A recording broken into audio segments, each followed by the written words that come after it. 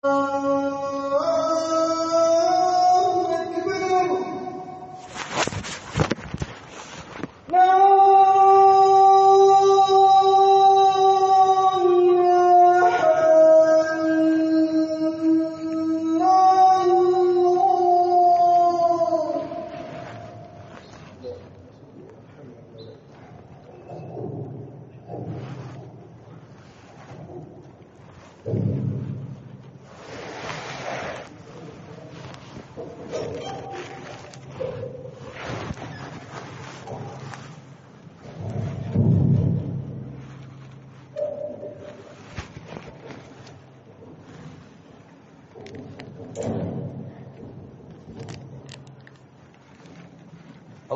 نحييكم بتحية الإسلام، تحية مباركة طيبة.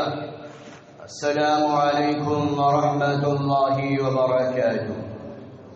إن الحمد لله نحمده ونستعينه ونستغفره ونؤمن به ونتوكل عليه، ونعوذ بالله من شرور أنفسنا ومن سيئات أعمالنا.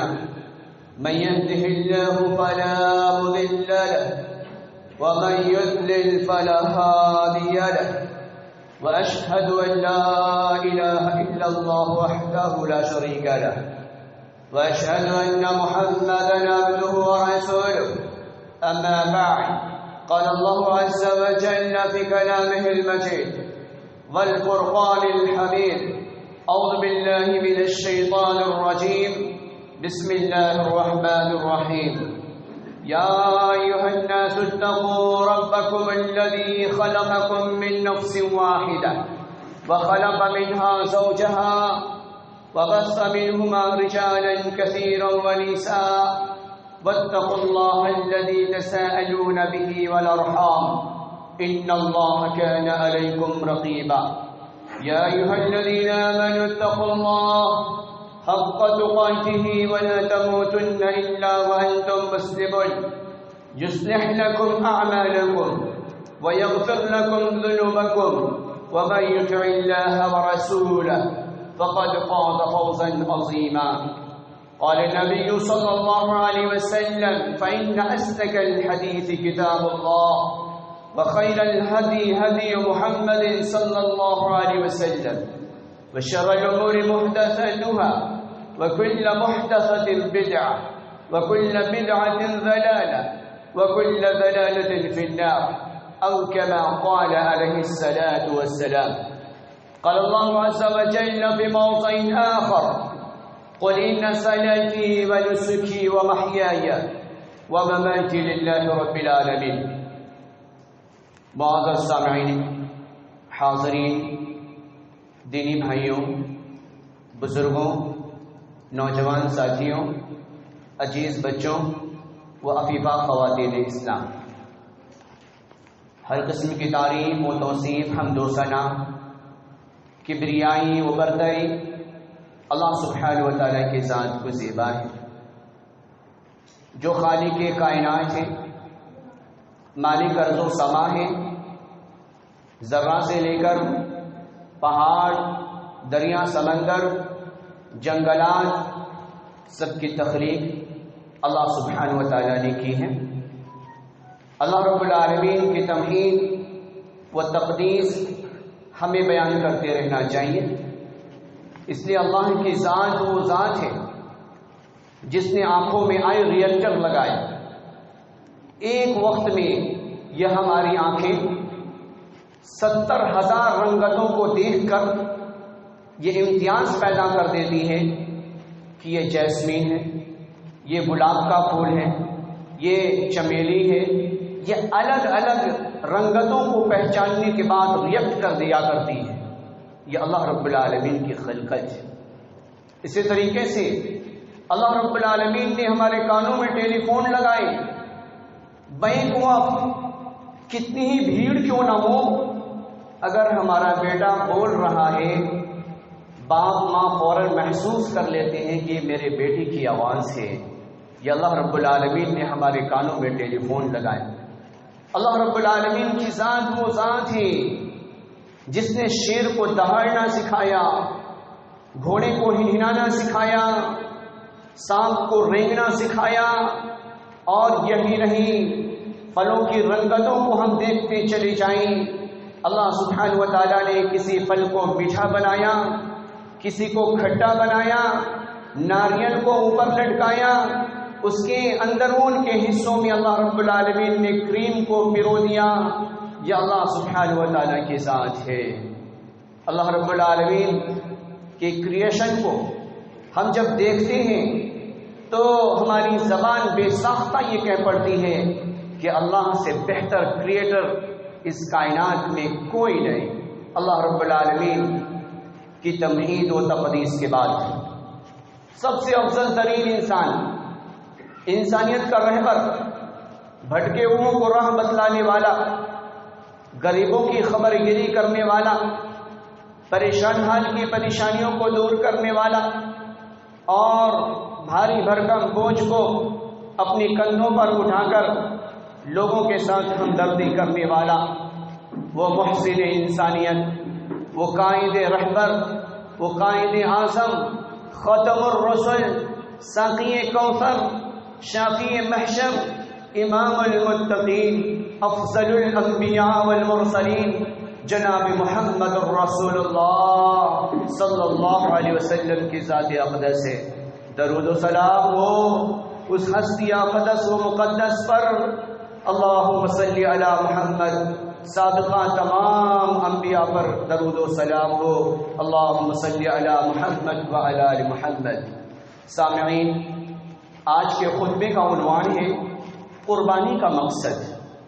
قربانی سے اللہ رب العالمین ہمیں کیا بتلانا چاہتا ہے، اور نبی علیہ السلام نے پریکٹیکلی طور پر اس قربانی جیسے محبوب عمل کو انجام دے کر نبی علیہ السلام نے ہم تک کیا پیغام پہنچایا ہے۔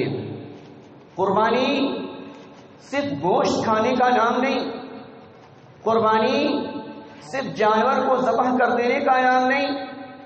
قرب یقرب، عربک کے اعتبار سے دیکھا جائے تو کسی چیز کے حصول کے لیے کسی محبوب چیز کو داؤں پہ لگا دینا، یہ قربانی کہلاتا ہے۔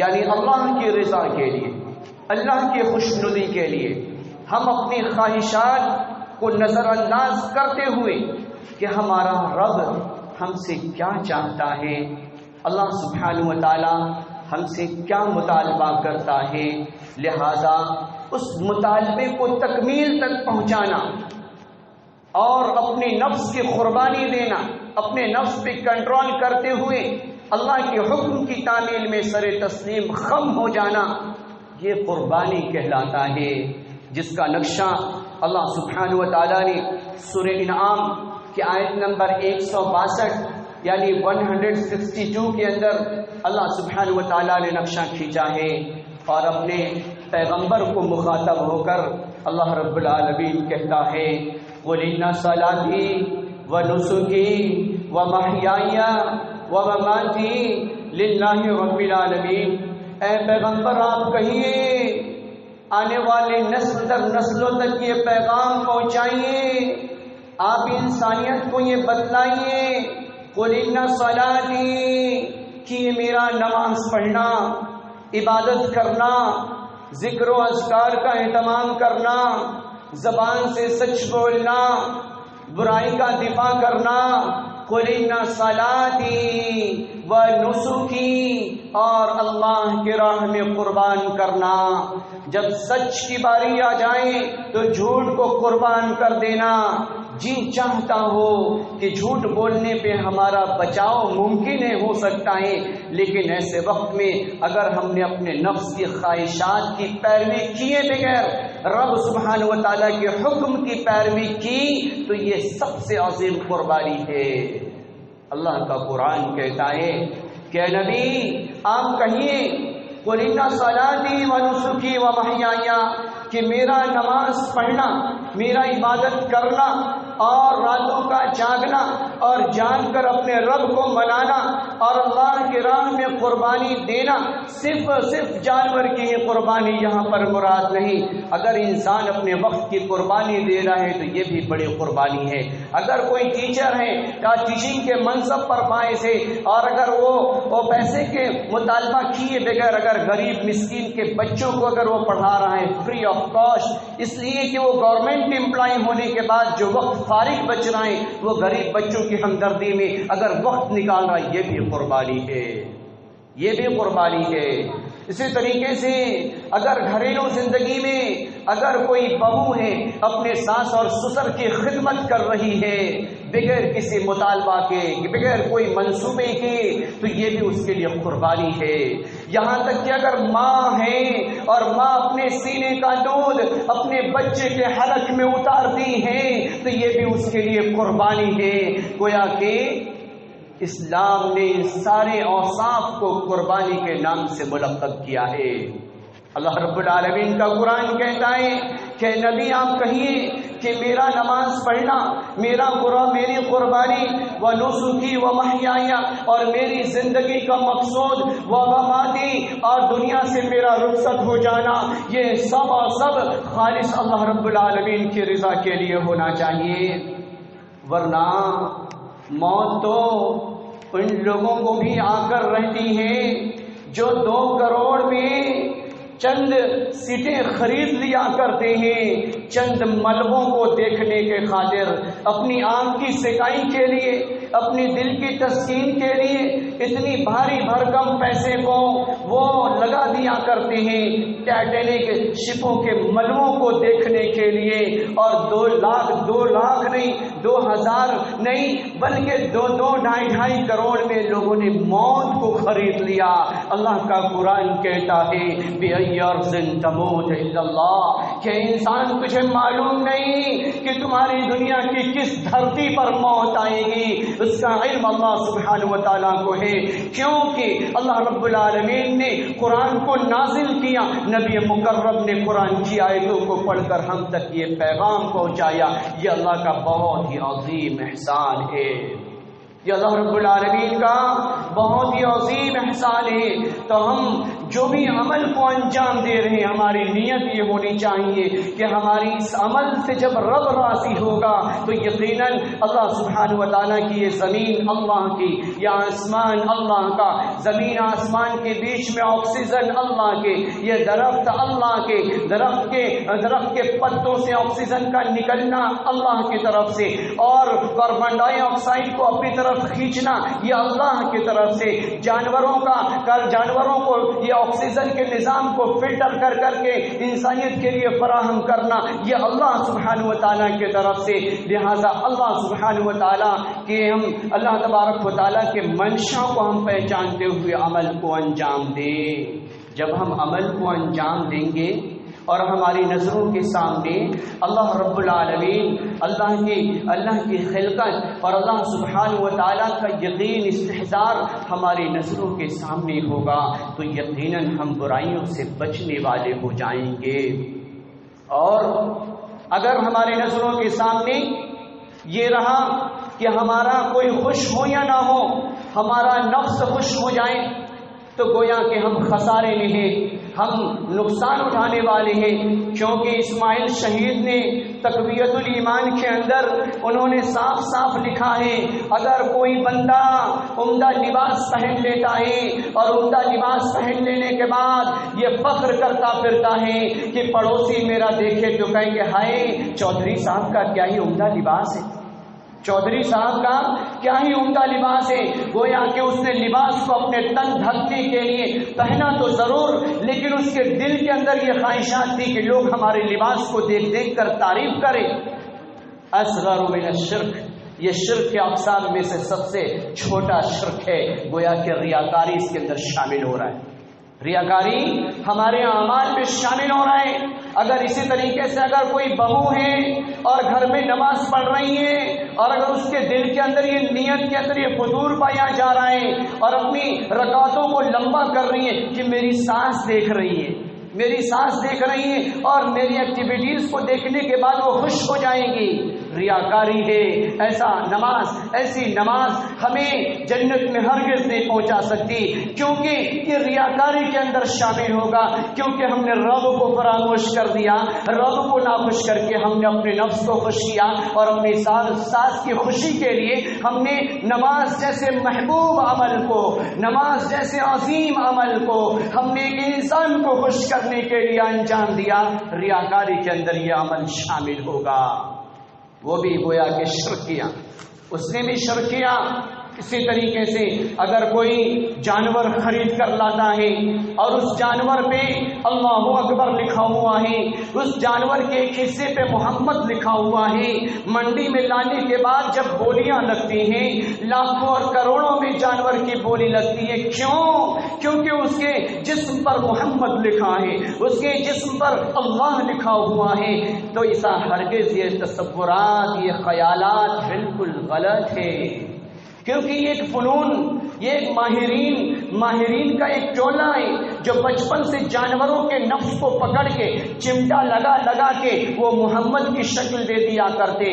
بچپن سے اس پر محنت کر کے مہنگی قیمت میں بیچنے کے خاطر وہ اللہ کی شکل دے دیا کرتے. وہ نفس کو بچپن سے ہی وہ مروڑتے رہتے اور اس کی سکائی کرتے رہتے اور اللہ اور محمد لکھ دیتے. اور ہم یہ سوچتے اللہ رب العالمین نے اگر ہمیں پیسہ دیا ہے تو ہم یہ سوچتے کہ اللہ والا ہم جانور لے کر آئے، محمد والا جانور لے کر آئیں، ہمارے اعمال میں ڈھیر ساری نیکیاں لکھی جائیں. یہاں اگر کوئی مسجد کا معلم ہے، مدرسے کا معلم ہے، جس کے سینے میں پورا قرآن موجود ہے، اس کی کوئی بولی لگاتا نہیں، ایک منڈی میں اتار دیا گیا جانور جو مصنوعی اعتبار سے اللہ محمد لکھ دیا گیا، اس کی کروڑوں کی بولی لگ جایا کرتی ہے. ہائے افسوس، ہمارا معاشرہ کہاں جا رہا ہے اور ہمارے تفکرات کیسے بدل چکے ہیں کہ اللہ رب العالمین کی رضا کے لیے جو عمل انجام دیے جا رہے ہیں اس کے اندر ریاکاری کی شمولیت ہونے کے بنا پہ یہ عمل اللہ رب العالمین کی نظروں میں قابل قبول نہیں. اسی لیے اپنی نیت کو ہمیں خالص کرنا چاہیے، نیت کو خالص کرنا چاہیے، کیونکہ سورہ حج میں اللہ رب العالمین نے فرمایا، سورہ حج کی آیت نمبر 57 میں اللہ سبحانہ و تعالیٰ کہہ رہے ہیں لن ینال اللہ لحومها ولا دماؤها ولکن ینالہ التقوی. کہ انسانوں لن ینال اللہ لحومها، یہ جانور کے گوشت اللہ سبحانہ و تعالیٰ کو سروکار نہیں، یہ جانور کا گوشت اللہ سبحانہ و تعالیٰ کو نہیں پہنچتا. لیکن اللہ لحومها لحم، عربک میں گوشت کو کہتے، یہ گوشت اللہ سبحانہ و تعالیٰ کے حضور نہیں پہنچتا. ولا دماؤها، اور نہ ہی جانور کا خون اللہ سبحانہ و تعالیٰ کے حضور پہنچتا ہے. وَلَكِنْ يَنَالُهُ التَّقْوَى، بلکہ اللہ سبحانہ و تعالیٰ تو ہمارے دل کی کیفیات کو دیکھتا ہے کہ ہمارا دل آمادہ بھی ہے یا نہیں. جانور کو ہم ذبح کر رہے ہیں اور دل کے اندر اطمینان اور سکون بھی ہے بھی یا نہیں. ابراہیم علیہ السلام کی سنتوں کو زندہ کرنے کے ارادے سے جانور ذبح کیے جا رہے ہیں نہیں. اللہ رب العالمین کے حکم کی تعمیل میں اگر یہ جانور ذبح کیے جا رہے ہیں اللہ کے نام سے تو یہ جانور کا ذبح کرنا مبارک ہو، مبارک، کیونکہ سید المرسلین کا فرمان موجود ہے کہ اگر کسی نے خالص اللہ کی رضا کے لیے اگر جانور ذبح کیے، آپ صلی اللہ علیہ وسلم سے سوال کیا گیا یا رسول اللہ صلی اللہ علیہ وسلم ان جانوروں میں ہمارے لیے کیا بنے گا کہ جانور ہے اس سے ہمیں کیا حاصل، یہ جانور کے گوشت اور خون بہانے سے ہمیں ملنا کیا ہے. امام کائنات نے فرمایا کہ جانور کے خون کے قطرات زمین پر گرنے سے پہلے اللہ رب العالمین قبولیت سے نوازتا ہے اور جانور کے بال کے ایک ایک عوض میں اللہ رب العالمین نیکیاں عطا کرتا ہے. شرط یہ ہے کہ ہماری نیت اچھی ہو، شرط یہ ہے کہ ہماری نیت اچھی ہو. آگے اللہ رب العالمین سورہ حج کی آیت نمبر 36 میں اللہ رب العالمین کہتا ہے وَالْبُدْنَ جَعَلْنَاهَا لَكُم مِّن شَعَائِرِ اللَّهِ لَكُمْ فِيهَا خَيْرٌ. یہ جانور کا قربان کرنا، یہ آیت اونٹ کے سلسلے میں نازل ہوئی کہ اونٹ کو نہر کرنا اور اسے اطمینان اور سکون پہنچانا یہ اللہ رب العالمین نے شاعر میں داخل فرمایا ہے، اور اس شعار کے اندر اللہ رب العالمین نے بھلائیاں رکھی ہیں۔ اللہ رب العالمین کہہ رہے کہ لکم فیہا خیر، یہ جانور کے ذبح کرنے میں انسان کے لیے فائدہ ہے۔ فائدہ کیا ہے؟ فائدہ کس طریقے سے ہے؟ تو دینی اعتبار سے تو فائدہ یہ ہے کہ ہمیں نیکیاں ملنی، میزان حسنات میں اچھائیاں لکھ دی جانی، اور خون کے قطرات کے گرنے سے پہلے قبولیت کو پہنچ جانا۔ لیکن دنیاوی اعتبار سے بھی اس کے بے شمار فائدے ہیں کہ جو ولیجز کے اندر لوگ رہا کرتے ہیں، جو قریہ کے اندر زندگی گزارا کرتے ہیں، اس قربانی کی برکت سے وہ جانور کو پالتے ہیں، اور پالنے کی وجہ سے جب منڈی میں لایا جاتا تو ان کے غریب مسکین لوگوں کے بچوں کو کچھ دنوں کے لیے اچھی غذا کا انتظام ہو جاتا، کیونکہ اس قربانی کی برکت سے انہیں کچھ ایسے اچھے پیسے مل جایا کرتے جس سے ان کے بچوں کی کفالت کرنا ان کے لیے آسان ہو جاتا۔ اس کے بعد آگے چلیں، ہم نے بڑی بڑی کمپنیوں کا نام سنا ہوگا، کون ایسا فرد ہو جو نام نہ سنا ہو؟ باٹا کا نام سنا ہوگا، ریباک کا ہم نے نام سنا ہوگا، ایڈیڈاس کا ہم نے نام سنا ہوگا، ریڈ چپ کا ہم نے نام سنا ہوگا۔ یہ ساری بڑی بڑی کمپنیاں جو مارکیٹوں میں اپنے بیلٹ کو اتارتی ہیں، جیکٹ کو لاتی ہیں، کی رنگ کو لاتی ہیں، شو بنائے جاتے، سیفٹی شو تیار کیے جاتے، یہاں تک کہ گوگلز کے کور بنائے جاتے، یہ طرح طرح کی عمدہ چیزیں جو ایئرپورٹ پر بکا کرتا ہے، بڑے بڑے شاپنگ مال میں بکا کرتا ہے، اور اس سے لاکھوں نہیں کروڑوں روپے حصول کیے جاتے ہیں۔ ان جانوروں کے کھال جب بیک وقت قربانی کے دنوں میں جانور قربان کیے جاتے ہیں، مارکیٹ میں لوگوں کو روزگار مل جایا کرتا ہے، مارکیٹ میں لوگوں کو روزگار مل جایا کرتا ہے۔ بڑا تاجر تو بڑا تاجر، چھوٹے موٹے دکان والے، امپلائمنٹ، وہ سب کو ایک روزگار کا بہترین ذریعہ ہے۔ لہذا اسے کھوکھلے تصورات میں ہمیں کھونے کی ضرورت نہیں کہ ہم صرف جانور کر رہے ہیں، کوئی معمولی دن نہیں، اس لیے کہ اللہ رب العالمین نے ایک مخصوص دن متعین فرمایا ہے، ہم حج اور دوسرے دنوں میں نہیں کر سکتے۔ اسی طریقے سے ہم یہ قربانی کا ثواب دوسرے دنوں میں ہم حاصل نہیں کر سکتے۔ یقیناً ہم جانور قربان تو کر سکتے ہیں ایک عام صدقہ کی نوعیت سے، لیکن خصوصاً ان دنوں میں جو اللہ رب العالمین ہمیں نیکیاں عطا کرتا ہے وہ دوسرے دنوں میں ہمیں حاصل نہیں ہوتا۔ لہذا ہم قربان کر رہے ہیں تو اپنی نیتوں کو ہم اچھا کرتے ہوئے جانوروں کو ہم قربان کریں۔ اور دوسری بات، اللہ رب العالمین نے یہ قربانی کا حکم صرف ہمیں ہی عطا نہیں کیا، نبی مکرم صلی اللہ علیہ وسلم سے پہلے جتنے بھی انبیاء آئے سب نے قربانی کا نذرانہ پیش کیا، اور صرف قرآنی نہیں بلکہ دوسرے ریلیجن کی، دوسری مذاہب کی کتابوں کو ہم پڑھتے چلے جائیں، اس کے اندر بھی صاف یہ چیزیں موجود ہیں کہ وہ لوگ بھی جانوروں کا ذبیحہ اپنے پالنہار کے نام پر دیا کرتے ہیں۔ یہ کوئی نیا مذہب نہیں، یہ کوئی نیا دین نہیں، بلکہ اللہ سبحانہ و تعالیٰ اس قربانی کے ذریعے سے غریب اور مسکین کے لیے کھانے کا انتظام کرتا ہے۔ جو 1000 روپے دوسرے دنوں میں گوشت خرید نہیں سکتے، وہ اس قربانی کے برکت سے جب ہم صدقہ دیا کرتے ہیں، گوشت کے چند ٹکڑے ہم غریب مسکینوں میں تقسیم کرتے ہیں، تو ان کے بچے بھی آسودگی کے ساتھ، وہ فراوانی کے ساتھ ان دنوں میں، ان 3-4 دنوں میں اچھے سے وہ کھا کر وہ غذا ان کے لیے ان کی بہتری کا ذریعہ بن جایا کرتا ہے۔ لہذا ہم قربانی کے مقصد کو پہچانیں۔ آگے اللہ رب العالمین نے کہا کہ قد کانت لکم اسوۃ حسنہ فی ابراہیم علیہ السلام، اور اس عمل کے اندر حضرت ابراہیم علیہ السلام کا اسوہ موجود ہے۔ وہ اسوہ کیا تھا؟ اتنی عظیم قربانی کہ جب حضرت ابراہیم علیہ السلام فلسطین سے چلنے کے ساتھ جب مصر کو پہنچتے ہیں، مصر کو پہنچنے کے بعد جب توتیس کو خبر ملتی ہے کہ ایک بہت ہی حسین و جمیل لڑکی جو کہ ایجپٹ کے اندر داخل ہوئی ہیں، اس نے اپنے وزیروں کو حکم دیا کہ اسے بلایا جائے. وہ کوئی اور نہیں، وہ حضرت سارہ علیہ السلام تھی. وہ حضرت سارہ علیہ السلام تھی. لہذا وہ بلاوا بھیجا گیا. حضرت سارہ کو توتیس کے سامنے لا کر کھڑا کیا گیا اور وہ سجدے میں چلی گئی.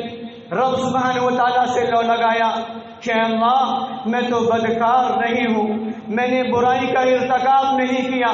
یا رب تو ہی محافظ ہے، تو ہی ہماری عفت، ہماری پاک دامنی کی حفاظت کرنے والا ہے. یا رب اگر آج کے دن تو نے ہماری عفت کی حفاظت نہ کی تو کیا بنے گا. لہذا توتیس جیسے ہی نماز سے فارغ ہوتی ہیں حضرت سارہ علیہ السلام، توتیس جیسے ہی اپنی ہاتھ کو حضرت سارہ کی طرف بڑھانے کی کوشش کرتا ہے، اللہ سبحانہ و تعالیٰ اس نیک بندی کی دعاؤں کی وجہ سے توتیس کی ہاتھیں شل ہو جاتی، اور جیسے ہی وہ بڑھانے کی کوشش کرتا وہ ہاتھ ایسا جیسے پیرالائز ہو گیا ہو، وہ اٹھاتا اٹھتا ہی نہیں، اپنی قدم کو بڑھاتا قدم بڑھتا ہی نہیں، وہ اسٹیچو کی شکل اختیار کر بیٹھا. دیکھنے والے اس کے تمام وزراء حیران و پریشان آئے، یہ کیا ہو گیا. توتیس سمجھ گیا یہ کوئی معمولی خاتون نہیں، یہ بہت ہی نیک بخت خاتون ہے اور اس کی نیکی بہت ہی قبولیت کو پہنچی ہے. لہذا اس نے درخواست کی کہ یقیناً میں نے برائی کا ارادہ کیا، لہذا اپنے رب سے تو ہمارے لیے دعا کر، میں تائب ہوتا ہوں، میں توبہ کرتا ہوں. لہذا حضرت سارہ علیہ السلام نے جیسے ہی دعا مانگی اور توتیس کی جسمانی کیفیت صحیح و سالم ہو گیا. توتیس نے کہا کہ یہ میری بیٹی ہے، ایک روایت کے مطابق یہ میری باندی ہے، یعنی حضرت ہاجرہ علیہ السلام کو حضرت سارہ کی خدمت میں لگا دیا، حضرت سارہ کی خدمت میں لگا دیا. اور حضرت سارہ حضرت ہاجرہ کو لے کر فلسطین سے ہوتے ہوئے مصر کو پہنچ کر اور مصر سے ہوتے ہوئے وہ قافلہ مکہ المکرمہ کو پہنچا. ہائے وہ کیا منظر رہا ہوگا، وہ کیا ہی دلخراش منظر رہا ہوگا. ایک طرف دنیا کی شرارتیں اور ایک طرف تقوی اور طہارت، ایک طرف اپنی عفت کی فکر، ایک طرف اپنی پاک دامنی کی فکر، ایک طرف اپنی جسمانی کیفیات پر کنٹرول، ایک طرف شرارت ہی شرارت اور حکومت کے اعلیٰ منصب پر فائز، اور ایک طرف ادنا سا حضرت سارہ علیہ السلام کیسی اپنی عزت کی تحفظ کے لیے، پروڈکشن کے لیے اللہ رب العالمین سے لو لگاتی ہے. اس واقعہ کے اندر ماں اور بہنوں اور نوجوانوں کے لیے نصیحت ہے کہ دنیا کی تمام فریب اور شرارتیں ایک طرف اور اللہ رب العالمین کی جہنم ہمارے نظروں کے سامنے ہونی چاہیے.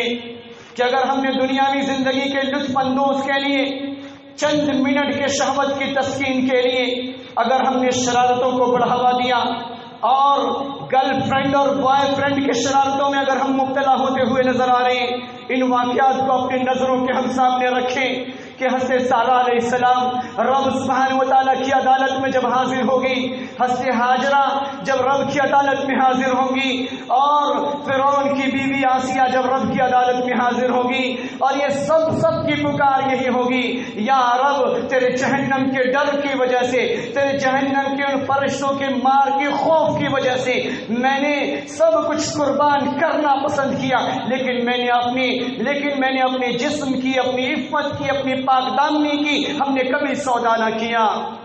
لہذا اس واقعات کے اندر نصیحتیں، لہذا لو جب بھی ہونی چاہیے آفٹر میرج ہونی چاہیے، بیفور میرج اسلام میں اور شریعت محمدیہ میں کوئی تصور نہیں، نہ دور صحابہ میں، نہ دور تابعین میں، نہ دور ائمہ مجتہدین میں، اور نہ تمام اسلاف میں. ان کی تمام زندگیوں کو ہم پڑھتے چلے جائیں. لو آفٹر میرج، بیفور میرج کوئی لو کا تصور نہیں. اگر کوئی نوجوان بچہ، اگر کوئی نوجوان بچی ان بھول بھلیوں میں اگر پھر جاتی تو صحابیات کے واقعات کو پڑھے، واقعات کو پڑھے. اس کے بعد حضرت ہاجرہ حضرت سارہ کے ساتھ چلنے لگی. تو حضرت سارہ کو ان دنوں میں کوئی اولاد نہ تھی، لہذا اولاد مطلوب تھا، اس لیے کہ ابراہیم بڑھاپے کو پہنچ چکے تھے. تو لہذا اس وقت میں حضرت ہاجرہ کو حضرت سارہ نے ہبہ کر دیا. انہیں دے دیا، اور دینے کے بعد حضرت ابراہیم نے اس دور میں جو بھی نکاح کا معمول تھا، نکاح کے عمل کو انجام دیا گیا اور اپنے ساتھ لے کر گئے۔ لہذا حضرت اسماعیل کی ولادت ہوئی، اور حضرت اسماعیل کی ولادت کے بعد ایک روایت کے بعد حضرت سارہ بھی حمل سے امید سے ہوئی، اور 13 سال کے بعد حضرت اسحاق کی خوشخبری ملی۔ ایک روایت کے مطابق 40 سال کے بعد حضرت اسحاق کی خوشخبری ملی۔ دیکھیں اللہ سبحانہ و تعالیٰ نے کیسے انبیاء کو ہم تک پہنچانا مقصود تھا جناب محمد رسول اللہ صلی اللہ علیہ وسلم کو، کہ مکہ کی ان سنگلاخ وادیوں میں باپ بیٹا اللہ رب العالمین سے دعا کر رہے ہیں، باپ دعا کر رہا ہے تو زمزم والا مل رہا ہے، اور باپ دعا کر بیٹا دعا کر رہا ہے تو کوثر والا مل رہا ہے، یعنی جناب محمد رسول اللہ صلی اللہ علیہ وسلم۔ زمزم والا بھی محترم، زمزم والا بھی محترم، کوثر والا بھی محترم، کیا کہنا ان دونوں باپ بیٹوں کی دعاؤں کا یہ صلہ ہے کہ امت محمدیہ کے اندر اللہ رب العالمین نے ہمیں پیدا کیا، اور آج ہم مسجدوں کو آباد کرنے میں ہم لگے ہوئے، اپنی سجدوں کے ذریعے سے اپنے رب اپنے پالنہار کو ہم منانے کی کوشش کر رہے ہیں۔ لہذا اللہ سبحانہ و تعالیٰ نے آگے فرمایا فَكُلُوا منہا واجرم البائس الفقیر، اس قربانی جیسے عمل سے اللہ رب العالمین ہم تک ایک اور پیغام پہنچا رہے ہیں کہ اس کے ذریعے سے غربا، مساکین، فقیروں کی ہمدردی کی جائے۔ ام المومنین اما عائشہ رضی اللہ تعالیٰ عنہ کہتی ہیں کہ یقیناً 9 تاریخ کو جو ہم نے عمل انجام دیا اللہ کو راضی کرنے کے لیے، یعنی ہم نے روزہ رکھا، یہ روزے کی بہت زیادہ فضیلت ہے۔ یہ روزہ اللہ سبحانہ و تعالیٰ نے اس امت کو عطا کیا ہے، اور اللہ رب العالمین والفجر ولیال عشر کی قسم کھا کے اللہ رب العالمین ان 10 دنوں میں جو عمل انجام دیے جاتے اس کی تصدیق کرتا ہے۔ مفسرین لکھتے ہیں کہ ان 10 دنوں میں جو بھی عمل انجام دیا جاتا ہے اللہ رب العالمین کو بہت زیادہ مقبول ہے۔ لہذا ان مقبولیت کا کیا کہنا کہ باپ اپنے بیٹے کو ذبح کرنے کو تیار ہے، اور اللہ رب العالمین کو کچھ اور ہی مقصود ہے۔ اللہ رب العالمین کہتا ہے کہ یقیناً ابراہیم تیرا کام زور لگانا ہے، اور عرش والے کا کام ہے کہ اسماعیل کو بچانا ہے۔ لہذا اللہ رب العالمین نے بچا کر یہ بتلایا، اور باپ کی قربانی کو اللہ رب العالمین اتنی قبولیت سے نوازا کہ اللہ خود کہتا ہے کہ ابراہیم تو نے تو اپنا خواب سچ کر دکھایا، تمہاری قربانی ہمیں بہت زیادہ پسند آئی۔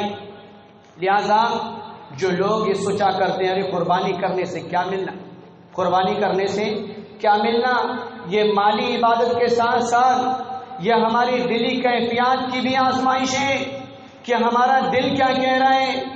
الا بذکر اللہ تطمئن القلوب، اگر دل کے اندر کوئی شرارت اتپن ہوتی ہے قربانی کے تعلق سے تو ہم اپنے دلوں کو اطمینان بخشیں، کیونکہ یہ انبیاء کی سنت کے ساتھ ساتھ اللہ رب العالمین کا حکم ہے، کیونکہ اللہ نے کہا فصلی لربک وانحر، نماز پڑھیے، اے نبی آپ نماز پڑھیے اور اللہ رب العالمین کی راہ میں قربان کیجیے۔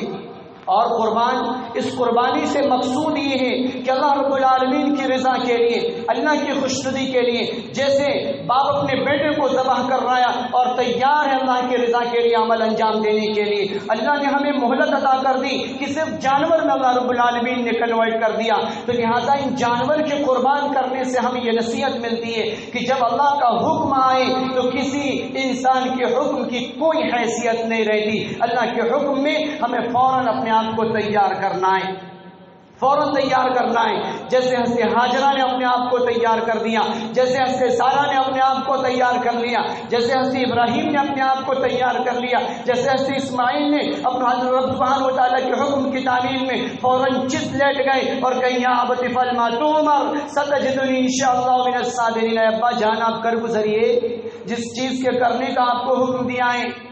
کیوں؟ یہاں قربانیاں دی جا رہی ہیں اللہ رب العالمین کو راضی کرنے کے لیے، لہذا ہم جب بھی کسی عمل کو انجام دیں تو اس سے ہمیں امید یہ رکھنی ہے کہ اللہ رب العالمین راضی ہوگا. یقیناً جب رب راضی ہوگا جنت کا در کھلے گا.